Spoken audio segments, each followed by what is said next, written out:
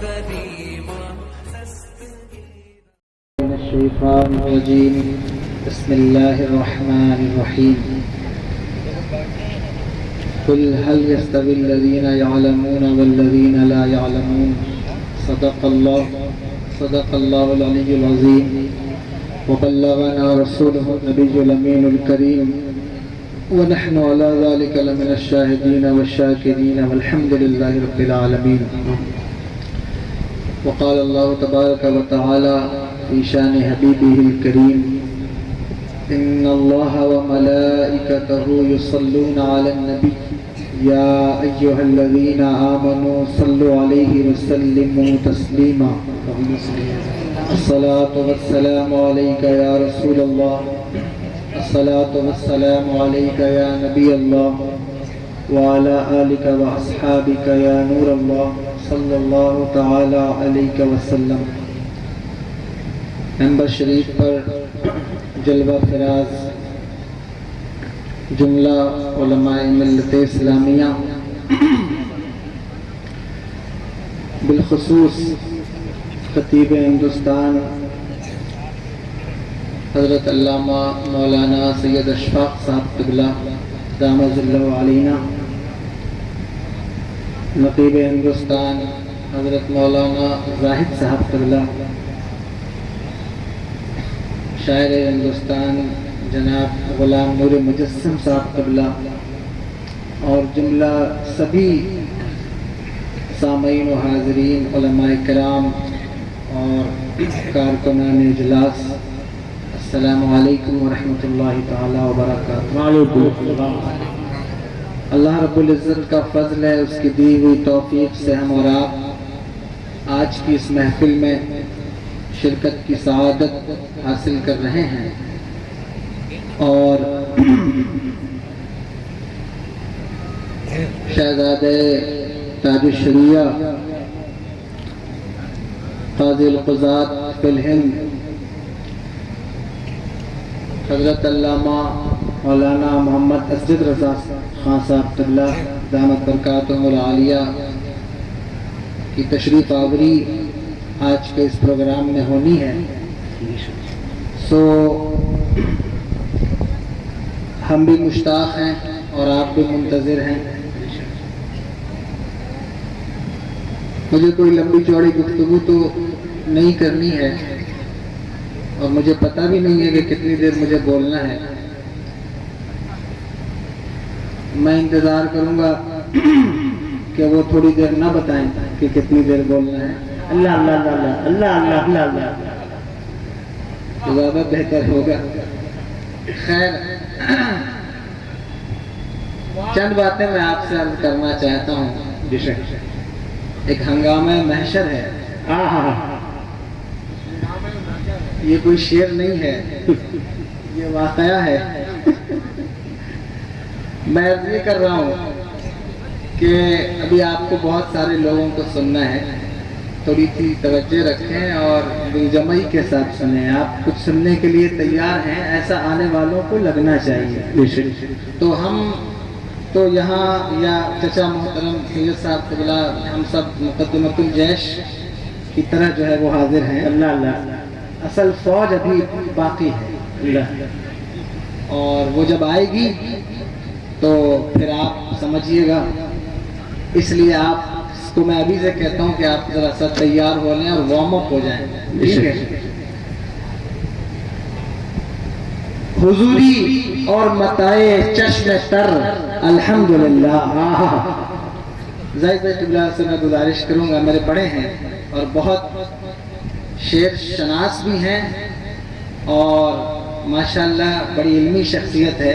حالانکہ جب یہ مائک پہ ہوتے ہیں تو ان کا انداز کچھ اور ہوتا ہے، لیکن اللہ ان کے علم میں برکتیں عطا فرمائے.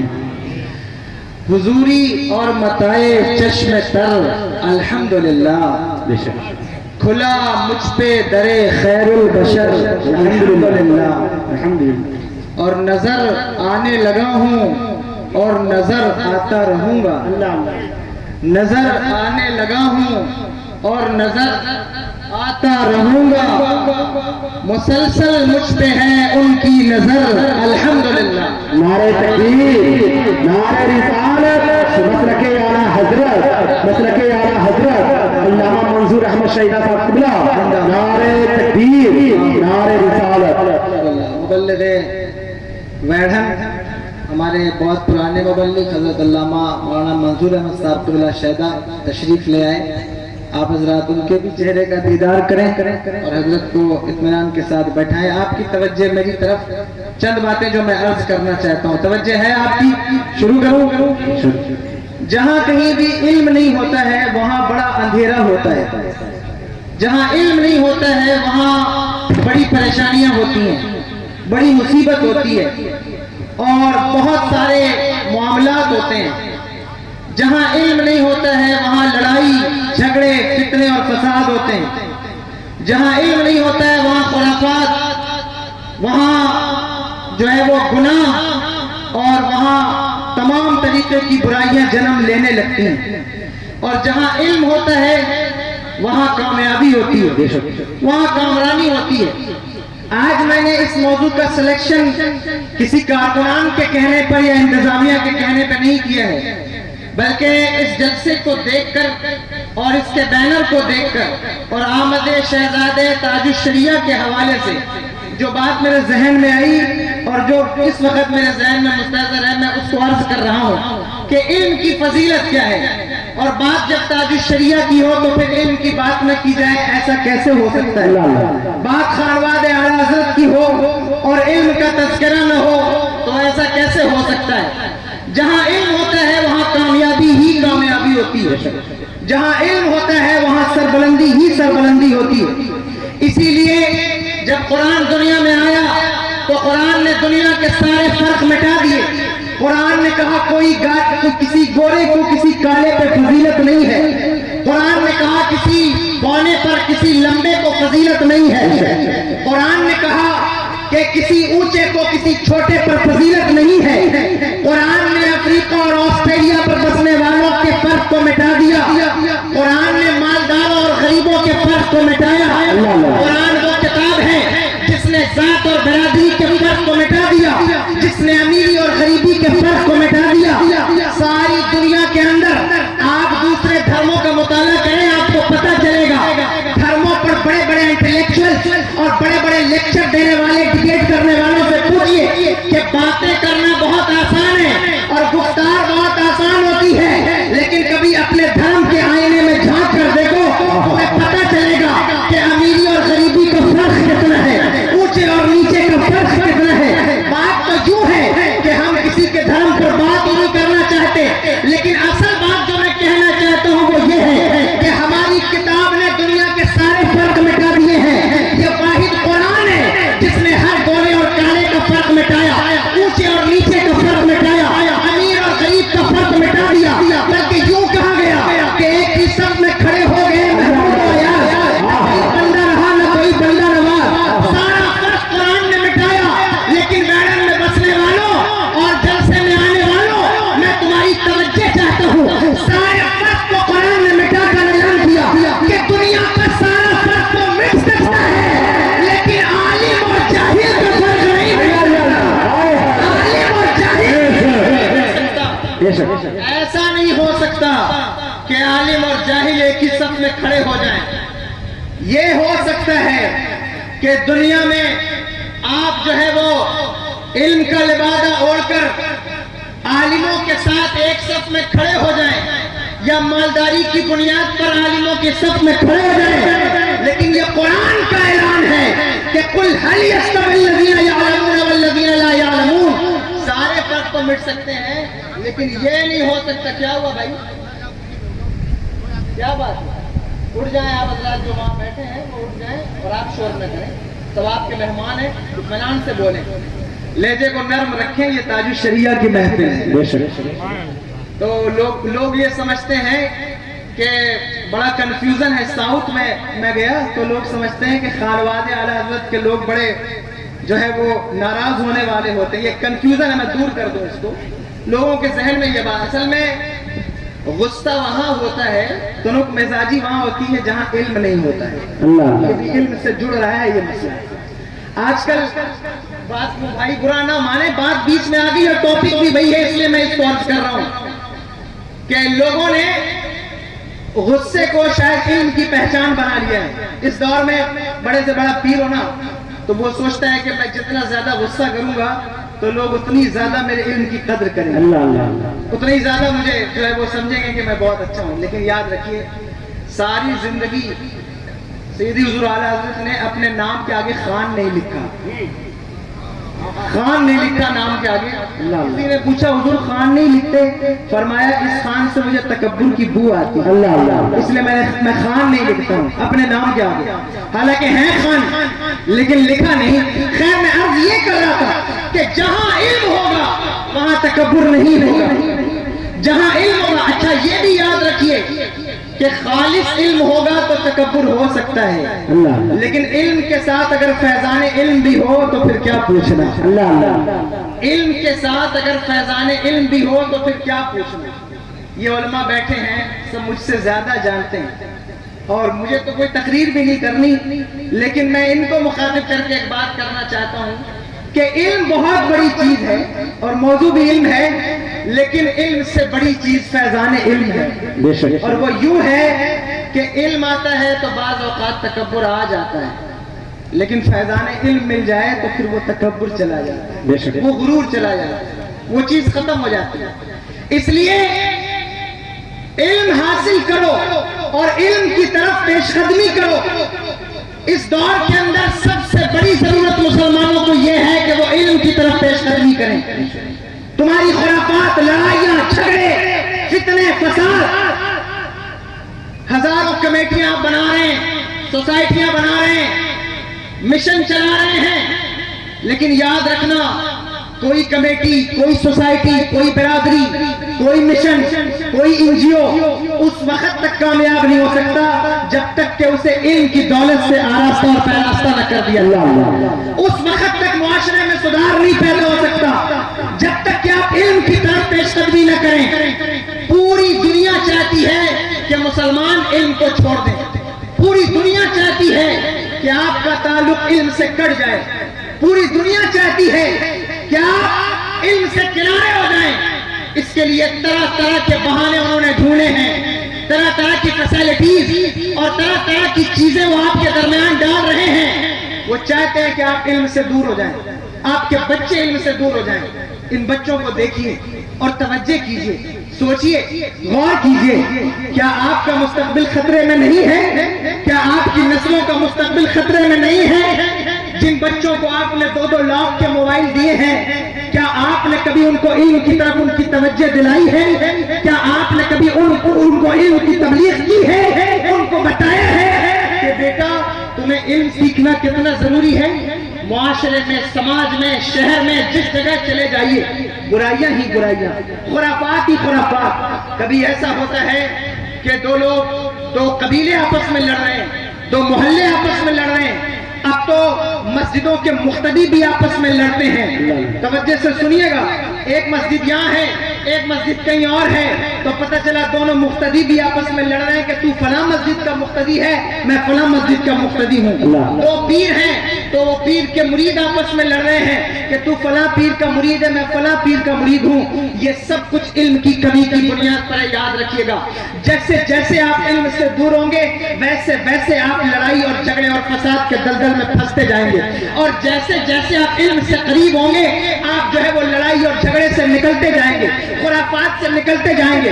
आइए मैं आपको बताता हूँ, आज जिस शहर में जाएं वहां ये मसला है कि हजरत हमारे यहाँ बहुत मसाइल हैं, शराब के मसले, जुए के मसले, जिना के मसले, बाजे गाजे के मसले, डीजे के मसले, लोगों की खुराफात के मसले।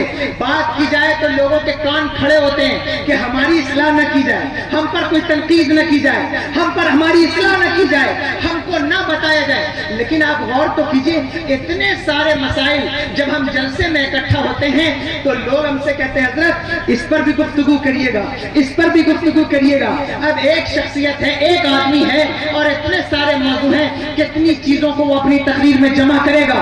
لیکن میں آپ کو ایک فارمولا دینا چاہتا ہوں، آج ہمارے معاشرے میں جتنی برائیاں ہیں، جتنی خرافات ہیں، جتنے معاملات ہیں، آج سے 1400 سال پیچھے چلتے ہیں، اپنے آقا سرور دو عالم صلی اللہ تعالیٰ علیہ وسلم کے زمانے کا مطالعہ کریں۔ جب میرے آقا تشریف لائے تو عرب کی سرزمین پر کیا تھا؟ کیا وہاں لوگ جھوٹ نہیں بولتے تھے؟ جھوٹ کا مسئلہ بہت عام تھا، زنا کا مسئلہ اتنا عام تھا۔ ایسی قوم میں میرے آقا تشریف لائے، ایسی قوم کے اندر حضور کا نزول ہو رہا ہے، جس قوم کا معاملہ یہ ہے کہ خانہ کعبہ کا طواف ننگا ہو کر کرتی ہے، جس قوم کا معاملہ یہ ہے کہ صفا اور مروہ کی مقدس پہاڑیوں پر بھی زنا کرنے سے نہیں چوکتے، ایسی قوم جسے نمک اور کافور کا فرق معلوم نہیں۔ آپ کے وہ لوگ تھے کہ اگر کسی نے کسی کے دادا کا قتل کیا تو 120 سال کے بعد پیدا ہونے والا پوتا اپنے دادا کا انتقام لے رہا ہوتا تھا۔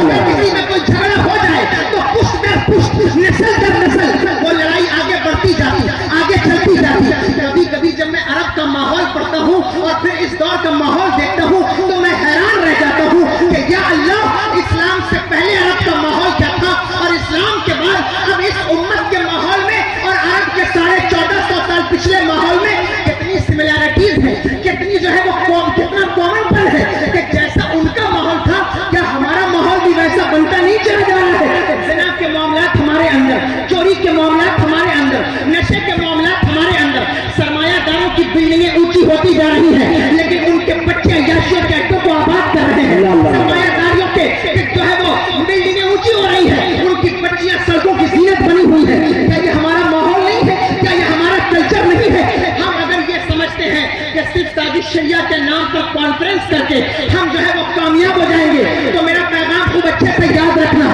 اس وقت تک ہم کامیاب نہیں ہو سکتے جب تک کہ ہم علم کی طرف پیش قدمی نہ کریں۔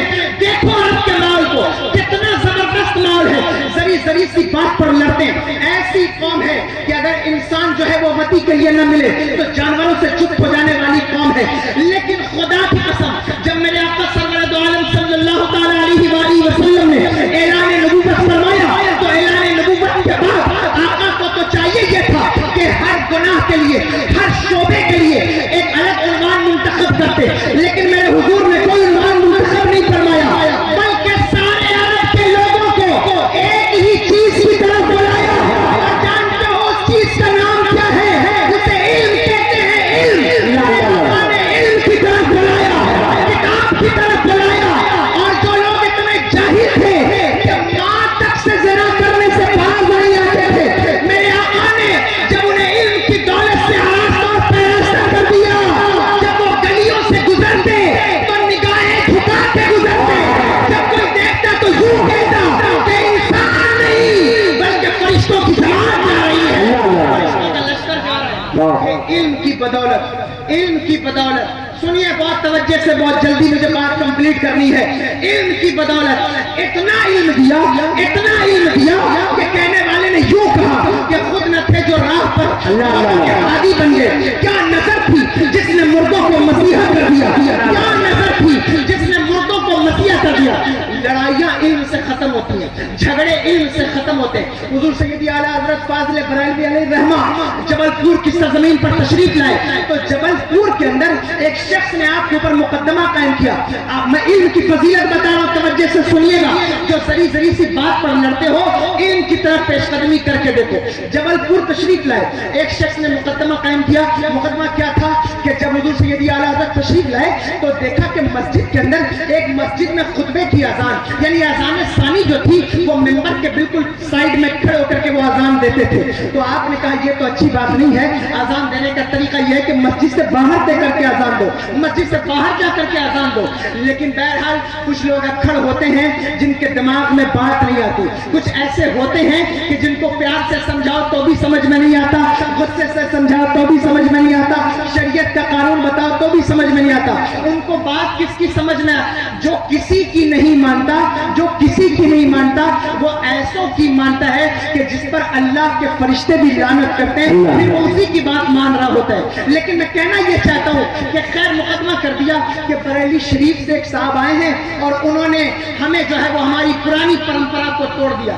بڑی تکلیف ہوتی ہے لوگوں کو جب ان کی پرمپراؤں کو توڑا جائے, ان کی جو ہے وہ چیزوں کو ختم کیا جائے اور شریعت کو پیش کیا جائے. مقدمہ کر دیا. جب مقدمہ کیا تو حضور سیدی اعلیٰ حضرت فاضل بریلوی علیہ رحمہ کا ایک مرید تھا جو کورٹ کے اندر جو آواز لگائی جاتی ہے نا, مجرموں کو آواز لگا کے پکارا جاتا ہے, اس کی وہ ڈیوٹی تھی. حضور سیدی اعلیٰ حضرت نے اس کو سارا مسئلہ سمجھایا, سارا مسئلہ سمجھایا, اور جب کورٹ میں پیشی ہوئی تو جن لوگوں نے مقدمہ کیا تھا جب وہ مقدمہ لے کر حاضر ہوئے تو انہوں نے کہا کہ ہم یہ مقدمہ کرنے آئے ہیں کہ مسجد میں جو اذان ثانی ہوتی ہے وہ باہر سے دی جائے یا اندر سے دی جائے. بریلی کے ایک امام آئے ہیں اور وہ کہتے ہیں کہ اذان باہر سے دی جائے. تو کورٹ نے کہا, جج نے کہا اچھا یہ کہتے ہیں تو بلایا جائے ان کو, پکارا جائے ان کو. تو جو پکارنے والا تھا کورٹ کے منہ پر بالکل جج کے سامنے کھڑے ہو کر کے اس نے بلند آواز سے پکارا کہ اے امام احمد رضا خان فاضل بریلوی جو ہے وہ حاضر ہو. تو جج نے کہا کہ ارے نادان, میرے سامنے منہ پر کھڑے ہو کے کیوں پکار رہا ہے, باہر جا, مسجد کے باہر جا کر باہر جا کر کے پکار.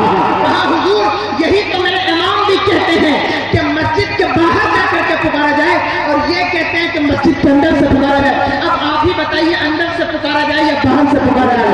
کہنا یہ چاہتا ہوں کہ جب علم ہوتا ہے تو چھوٹے چھوٹے مسئلے یوں ہی حل ہو جاتے ہیں, اور علم نہیں ہوتا تو پھر انسان لڑائیوں میں, جھگڑے میں, فتنے میں, فساد میں مبتلا ہو جاتا ہے. میرا ٹائم پورا ہوا ہے. میں کہنا یہ چاہتا ہوں کہ علم کی طرف پیش قدمی کیجیے, خدا کے لیے علم کی طرف بڑھیے اور اپنے بچوں کو پڑھائیے. دنیا چاہتی ہے کہ آپ علم سے دور رہ جائیں, دنیا چاہتی ہے کہ آپ علم سے جو ہے وہ کنارہ کش ہو جائیں. اسی لیے آپ کو طرح طرح کے گیمز میں, طرح طرح کی موویز میں, طرح طرح کی خرافات میں آپ کو الجھا کر کے رکھا جاتا ہے. میرے بھائیوں, علم کی طرف پیش قدمی کیجیے. جس دن آپ علم کی طرف بڑھیں گے اللہ آپ کو بھی سرخرو فرمائے گا اور آپ کی نسلوں کو بھی سرخرو فرمائے گا.